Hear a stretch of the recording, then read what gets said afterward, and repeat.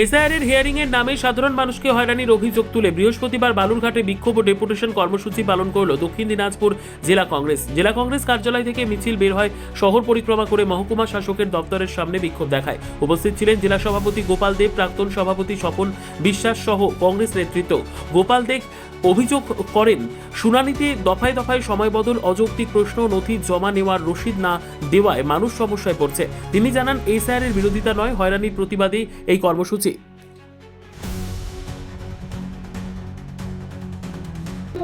আগামী যে নির্বাচন, পার্লামেন্ট নির্বাচন, সেই নির্বাচনকে কেন্দ্র করে ভারতবর্ষের জাতীয় কংগ্রেস যে লড়াই করেছে তার পরিপ্রেক্ষিতে আজকে দেখা যাচ্ছে মমতা ব্যানার্জি, তার তৃণমূল দল এবং তার সঙ্গে সঙ্গে ভারতবর্ষের যিনি প্রধানমন্ত্রী নরেন্দ্র দাস মুন্সি, তিনিও আজকে একই কথা বলছেন।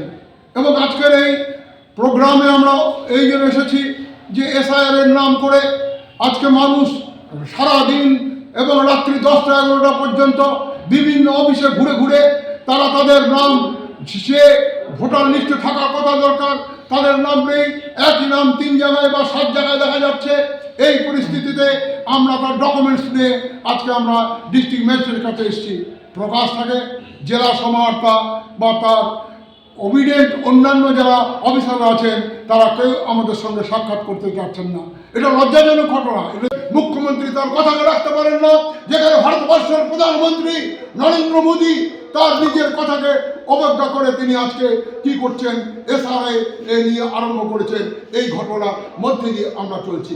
আমরা তাই চাই বালুরঘাটের মানুষ, তারা আন্দোলনকারী মানুষ, বালুরঘাটের মানুষ, অন্যায়ের বিপক্ষে লড়াই করবার মানুষ, বালুরঘাটের মানুষ দেশের জন্য জীবন দিয়েছে। সেই বালুরঘাটের মানুষ হয়ে আমি একটা কথা বলতে চাই, এই অন্যায়কে নিশ্চয়ই পশ্চিমবঙ্গের মানুষ কেউ মেনে নেবে না।